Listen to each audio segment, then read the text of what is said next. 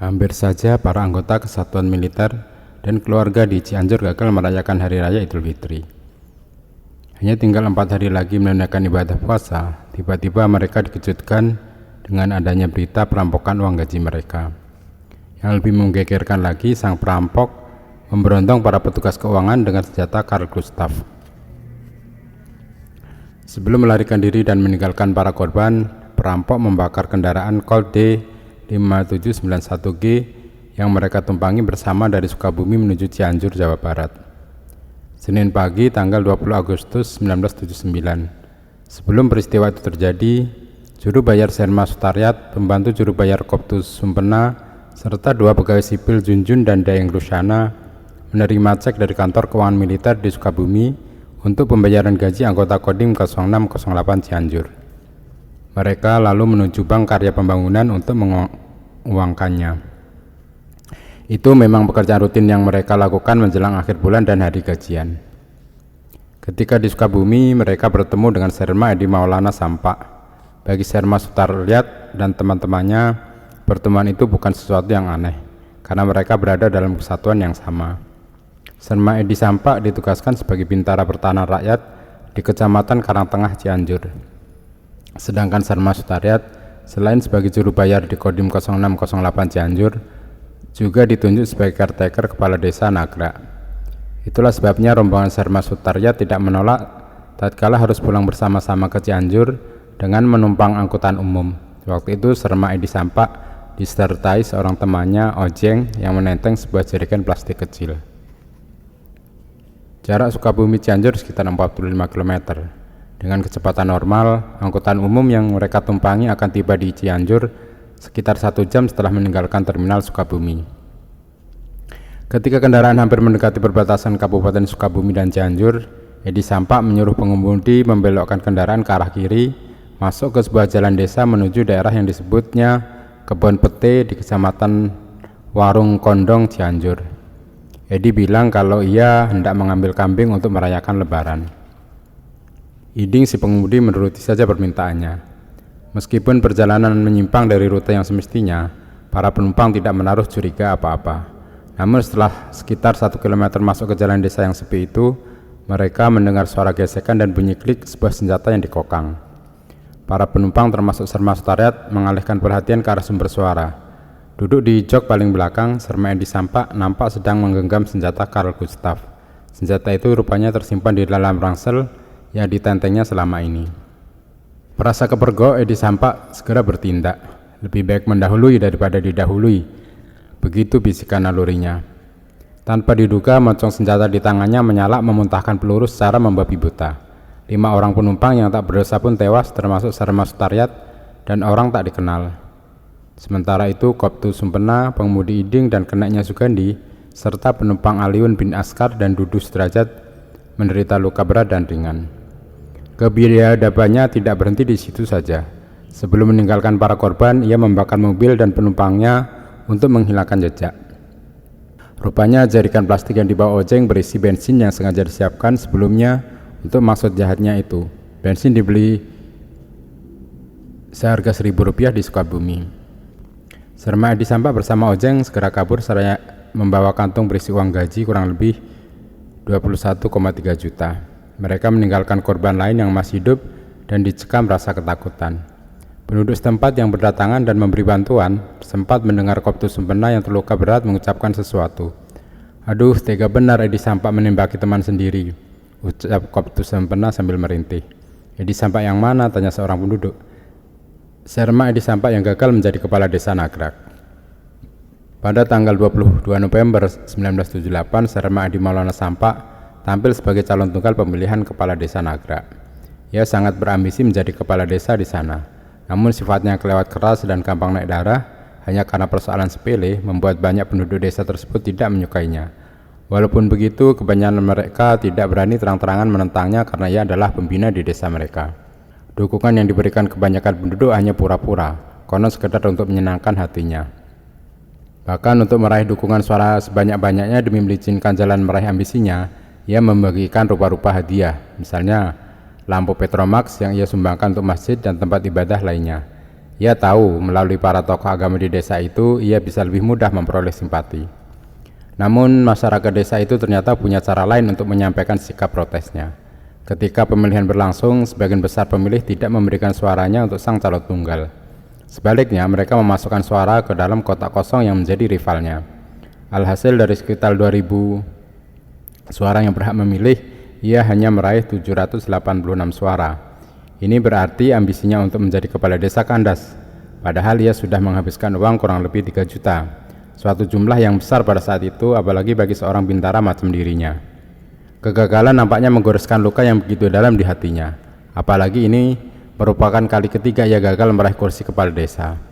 Pada tahun 1967 dan 1969, Edi Sampak pernah mencalonkan diri dalam pemilihan kepala desa di tempat kelahirannya, Desa Kebonjeruk, Serang. Usman yang terpilih sebagai kepala desa Kebonjeruk kala itu seminggu kemudian ditemukan tewas bersama adiknya akibat tembakan senjata FN 9 mm.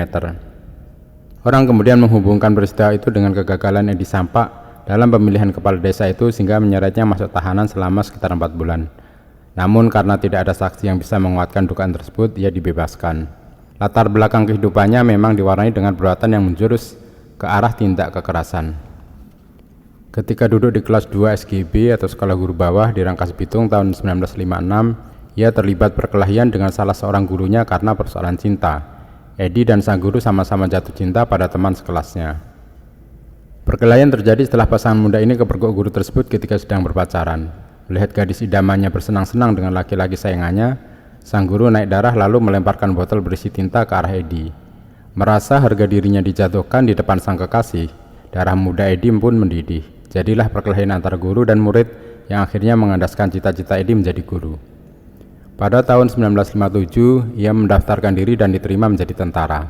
Lalu ia mengikuti pendidikan militer di Komando Pendidikan 2 Bogor. Selesai pendidikan, ia bergabung dengan Batalion 329 di Serang.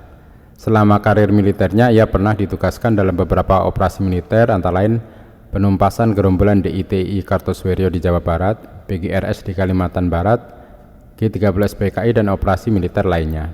Terakhir, ia ditugaskan di Kodim 0608 Cianjur sampai peristiwa itu terjadi. Atas jasa-jasanya itu ia memperoleh berbagai tanda penghargaan. Selama karir militernya 7 kali ia naik pangkat. Petualangan pimpinan DITI Kartosuwiryo rupanya ikut memberikan inspirasi bagi dirinya untuk bergerilya setelah ia melakukan aksi kejahatannya. Namun barangkali ia lupa kalau Cianjur merupakan daerah terbuka. Dari arah manapun wilayah tersebut bisa dimasuki. Selain itu, ia sama sekali tidak memiliki dukungan personel, apalagi kekuatan dan logistik. Sebelumnya, Edi Sampak pernah menawari Endun dan Mais, keduanya penggarap sawah miliknya, untuk ikut dalam operasi yang direncanakannya. Namun hal itu tidak terlaksana karena Edi menganggap keduanya terlalu lemah. Karena sudah terlanjur mengutarakannya tersebut, kedua orang itu kemudian diancam untuk tidak membocorkan rencana jahatnya. Akhirnya, Edi memilih Ojeng, juga seorang penggarap sawahnya. Lamun maneh hayang boga duit keur lebaran, maneh kudu melu balanja, kata Edi membujuk Ojeng. Maksudnya kalau Ojeng ingin punya uang untuk lebaran, ia harus ikut belanja.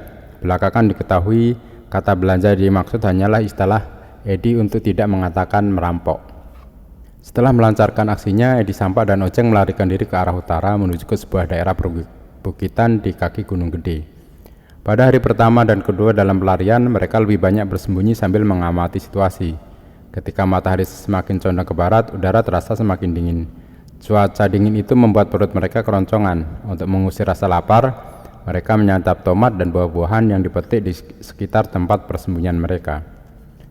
Padahal pada hari-hari seperti itu, keluarga mereka biasanya sudah bersiap-siap menyambut hari lebaran. Hari itu Kamis, tanggal 23 Agustus tahun 1979, merupakan hari terakhir puasa dan keesokan harinya adalah Hari Raya Idul Fitri 1 Syawal 1399 Hijriah.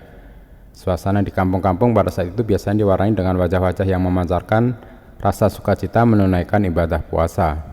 Mereka yang tidak mampu membeli daging sapi cukuplah memotong ayam atau mengambil ikan di kolam sekedar memeriahkan suasana. Saling menukar kiriman berupa kue-kue atau nasi berikut lauk pauknya di antara para tetangga pun merupakan tradisi yang memperlihatkan rasa guyub atau kebersamaan penduduk desa. Mengingat hal itu, keinginan berkumpul dengan sanak keluarga tak tertahankan lagi. Dini hari, Edi Sampak dan Ojeng mencoba menuruni bukit dan masuk ke perkampungan penduduk. Mereka mencoba mendekati kampung tempat istri tua Edi tinggal. Sial, maksud itu tidak kesampaian karena kedatangan mereka sudah tercium tim pelacak yang lalu mengepung desa itu. Namun mereka berhasil meloloskan diri. Sebelumnya Ojeng rupanya sempat menitipkan uang untuk keluarganya sebesar Rp282.000 dan mengganti pakaian. Sebaliknya ia gagal ketika petang harinya disuruh Edi mengantarkan uang untuk istri tuanya. Merasa terkepung, Ojeng melemparkan uang titipan ke sawah sambil berlari terbirit-birit mencoba menyelamatkan diri, tetapi gagal karena ia tertangkap. Penangkapan Ojeng membuat ruang gerak Edi semakin sempit. Para petugas termasuk serombongan petugas dari Bogor ikut terjun ke lapangan untuk mempercepat proses penangkapan. Namun sebelum menuju desa sasaran, rombongan yang diantaranya terdapat wartawan surat kabar ibu kota singgah dulu di kantor Koramil Cugenang. Mereka berbincang-bincang sebentar ketika seorang penduduk melaporkan telah melihat seorang laki-laki berpakaian seragam hijau seraya menyandang senjata dan menggendong ransel. Laki-laki itu katanya sempat membentak seorang anak baru mandi yang menyalakan lampu senter ke arah jalan yang dilaluinya. Jarak antara tempat laki-laki yang mencurigakan itu dijumpai dan kantor Koramil kurang lebih 5 km. Jalanan licin sehingga sulit dilalui. Ketika para petugas tiba di daerah tujuan, curigaan mereka makin kuat. Mak Icah, salah seorang penduduk desa itu, mengaku kedatangan tamu laki-laki yang tak dikenalnya. Orang itu katanya berseragam hijau dan membawa senjata. Baru saja dia minta makan, kata wanita setengah tua itu. Laki-laki tersebut, kata Mak Icah lagi, mengaku sedang mengejar perampok. Bahkan ia menyatakan merasa kecapean setelah 2 hari 2 malam menjelajah kawasan perbukitan di kaki Gunung Gede. Apalagi selama itu ia mengaku tidak makan, lalu ia disuguhi makanan seadanya. Anehnya orang itu menolak ketika Mak Icah hendak mengambil lampu untuk menerangi ruangan. Tamu tak dikenal itu makan dengan lahapnya walau dalam suasana gelap. Senjata dan ransel berisi uang hasil rampokan ditaruh di depannya. Mak Icah tidak tahu kalau ternyata laki-laki itu justru seorang buronan. Di daerah itu, Edi bersembunyi di atas sebuah bukit dan berlindung di kegelapan malam. Dari tempat persembunyiannya, ia dapat melihat mobil para petugas yang mengalami selip karena jalan berlumpur. Walaupun pada saat itu posisinya lebih menguntungkan, Edi tidak berani mengambil resiko menyerang lebih dulu karena khawatir posisinya diketahui. Bukankah ia sudah memutuskan pilihannya untuk bergerilya? Dalam skenario yang telah dibuatnya, ia memang berencana melakukan aksi gerilya. Untuk itu, berbagai persiapan seperti membawa bahan bacaan dan berbagai kebutuhan penting lain ia siapkan. Misalnya senjata Carl Gustav berikut 200 butir pelurunya yang dia curi dari kantor Koramil Karangtengah. Bahkan 5 hari menjelang pelaksanaan perampokan dan pembunuhan, ia sudah membuat peti dari bahan triplex. Malam itu ia terus berjalan menuju selatan meninggalkan Cirumput. Bulan masih belum nampak dan langit tertutup kabut. Edi Sampak berjalan menyusuri bukit-bukit, kebun-kebun teh dan jalan kampung. Entah sudah berapa ribu langkah diayunkan sampai akhirnya ia menyusuri rel kereta api menuju desa Sindangsari. Jumat malam ia berada di daerah Nanggeleng dekat Cibaregbek. Ia pun melanjutkan perjalanannya menuju rumah Nyonya Mamah, istri mudanya yang baru berusia 14 tahun. Gadis ini dilamar dan dinikahnya sebelum aksi perampokan dilaksanakan. Perkawinan itu hanya dilakukan di depan amil setempat. Ia merencanakan istri mudanya ini akan ia jadikan selimut hidup selama ia menjalankan aksi gerilya. Ketika sampai di depan rumah sang mertua yang juga tempat tinggal istri mudanya, Edi Sampak mengetuk pintu dengan hati-hati. "Saha eta?" Terdengar suara laki-laki bertanya dari dalam. Edi mengenal betul suara mertua laki-lakinya, ayah istri mudanya. "Abdi Pak Edi," jawabnya. Pintu rumah itu pun akhirnya terbuka. Tidak lama kemudian Edi Sampak menyerahkan uang 1.250.000 kepada mertuanya. "Titip," katanya berpesan. Setelah itu ia pergi dan menghilang ditelan kegelapan malam. Kali ini ia menuju ke rumah anak angkatnya untuk minta dibelikan odol, sikat gigi, batu baterai, dan sandal. Sebagian besar penduduk Cianjur, terutama desa Nagrak, tempat tinggal Edi Maulana Sampak selama ini, sangat berharap buronan itu dapat segera dibekuk. Itulah sebabnya mereka bahu-membahu dengan para petugas untuk mewujudkan harapan itu, walaupun banyak di antara mereka yang percaya kalau bekas calon kepala desanya itu memiliki beberapa jimat. Jimat-jimat itu konon diperolehnya dari dukun di Banten, Madura, dan beberapa tempat lain. Dengan jimat-jimat dan ajah limunan yang dililitkan di pinggangnya, Edi merasa amat yakin bisa menghindari siraman peluru, mengusir dan menjenakkan binatang buas, menahan rasa sakit, serta menghilang dari pandangan lawan-lawannya. Kesaktian jimat-jimat yang dipunyainya mulai diuji pada Sabtu pagi, ketika kontak senjata pertama dengan para petugas terjadi di sebuah bukit di daerah Pasir Datar Waru. Beberapa saat kemudian Edi Sampak diminta menyerah karena posisinya sudah terdesak. Edi lalu mengeluarkan siasat licinnya untuk mengelabui petugas. Ia menyatakan bersedia menyerah asalkan yang mengambil senjata dan ransel berisi uang adalah anak angkatnya. Senjata dan ransel itu lalu digeletakkan di depannya, namun siasat licin itu diketahui para petugas. Kosasih, salah seorang penduduk setempat yang bersedia jadi sukarelawan, dikirim untuk mengambil barang-barang itu. Ketika melihat yang akan mengambil bukan anak angkatnya, dengan gerakan cepat Edi Sampak menyambar kembali senjatanya dan memuntahkan pelurunya ke arah Kosasih yang baru berjalan beberapa langkah. Kosasih pun terkapar. Penduduk kampung yang terluka itu pun segera dilarikan ke rumah sakit. Edi harus menebusnya dengan luka tembak di tubuhnya saat terjadi baku tembak. Meski dalam keadaan terluka dan terkepung, ia tetap tidak mau menyerah. Ia melarikan diri menuju tenggara searah dengan aliran Kali Cisokan, suatu daerah yang sebenarnya sudah cukup jauh letaknya dari tempat kejadian perkara. Berjalan tertatih-tatih, Edi Sampak meninggalkan uang hasil rampokannya yang terlempar ketika terjadi kontak senjata. Sedangkan senjata Carl Gustaf sempat dipendamnya di dekat tempat persembunyiannya. Petualangan gerilya Edi Sampak akhirnya terhenti ketika ia memasuki daerah Cikintung. Ia kehabisan kekuatan akibat darah yang terus mengalir dari lukanya. Tanpa sempat melakukan perlawanan, ia diringkus pasukan Batalion 327 di bawah pimpinan Sesan Mayor Sain. Hari itu Selasa 28 Agustus tahun 1979 pukul 14.30. Sementara itu, para anggota Kodim sudah menerima gaji mereka jauh hari sebelumnya. 2 hari menjelang Lebaran, Pangdam 6 yang kini menjadi Pangdam 3 Siliwangi yang saat itu dijabat Majen TNI HR Mohyogi Suarti Mehmet yang kemudian menjadi Gubernur dan Menteri Dalam Negeri memberikan penggantian uang gaji yang sementara itu belum bisa diselamatkan. Perkara yang melibatkan pelaku utama Serma Edi Maulana Sampak akhirnya disidangkan di Mahkamah Militer Priangan Bogor di Bandung tanggal 14 Mei tahun 1981. Sidang dilakukan secara koneksitas dan berlangsung secara maraton. Selain Serma Edi Maulana Sampak, diajukan pula tertuduh lain, Ojeng dan Bani mertua Edi Sampak. Namun sebelum pemeriksaan dimulai, Edi Sampak minta agar diizinkan berdoa lebih dulu. Dalam persidangan, Edi Maulana Sampak mengakui segala perbuatannya itu akibat dendam yang terpendam karena tidak berhasil terpilih menjadi kepala desa Nagrek. Ia mengaku makin kecewa karena yang kemudian ditunjuk menjadi caretaker kepala desa itu bukan dirinya, tetapi Serma Sutaryat. Itulah alasannya mengapa ia merampok uang gaji yang dibawa Serma Sutaryat dan teman-temannya. Dalam sidang tanggal 13 Juni 1981, Edi Maulana Sampak akhirnya dijatuhi hukuman mati, sedangkan Ojeng alias CC menerima ganjaran hukuman penjara 12 tahun dipotong masa tahanan sementara. Bani diganjar hukuman penjara 4 bulan 15 hari dikurangi masa tahanan sementara. Majelis hakim berpendapat tertuduh Edi Maulana Sampak telah terbukti bersalah secara kumulatif melakukan perbuatan-perbuatan pidana. Adapun pembunuhan yang dilakukannya, pertama pembunuhan berencana, yang kedua pembunuhan yang diikuti disertai didahului perbuatan pidana lain, ketiga ia terbukti melakukan pencurian dengan kekerasan mengakibatkan korban luka atau mati. Yang keempat, ia juga terbukti merusak menghancurkan barang orang lain. Yang kelima, ia terbukti menguasai tanpa hak dan menggunakan senjata api. Yang berikutnya ia terbukti melakukan percobaan pembunuhan. Selain pidana pokok, Edi Maulana Sampak juga mendapatkan hukuman tambahan. Ia dipecat dari Dinas ABRI atau TNI AD.